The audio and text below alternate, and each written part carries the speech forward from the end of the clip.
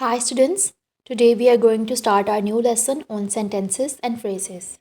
And I hope you watched the video of the previous lesson and have also memorized it. So, let's learn the difference between a sentence and a phrase today. Before understanding a difference between a sentence or phrase, you should know what alphabets and words are. So, let's start with the alphabet. The alphabet is a set of letters or symbols in a fixed order. For example, in English alphabet, there are 26 letters from A to Z, as you can see on the screen. And words are formed when we join these letters together. For example, when we join the letters C, A, and T, they form the word cat. I hope this is clear until here. Now move on to our today's topic, sentences and phrases. Let's understand what a sentence is. A sentence is a group of words which is complete in itself, and it is formed when we join words together. For example, we join the words she likes and apples. They form the sentence she likes apples. I hope this is clear. Okay, students, there are some signs that help you to identify a sentence. It begins with a capital letter. It ends with a punctuation mark. It can be a full stop, a question mark, or an exclamation sign. It must have a subject and a verb. Let's take an example to make it more clear.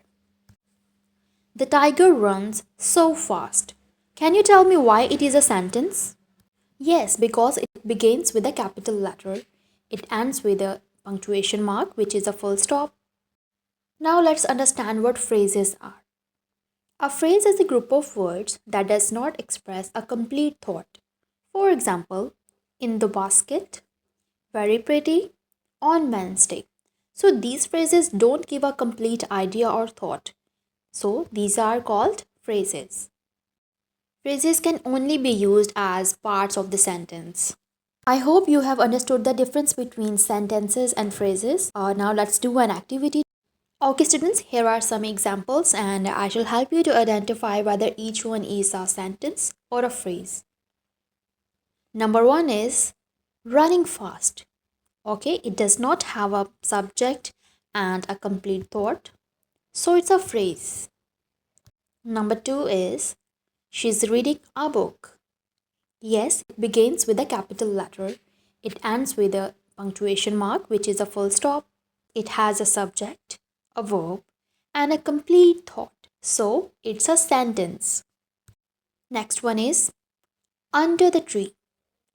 It does not have a subject and a verb, so it's a phrase. The last one is the dog barked loudly. Yes, it has a subject, a verb, and a complete thought, so it's a sentence. Thank you.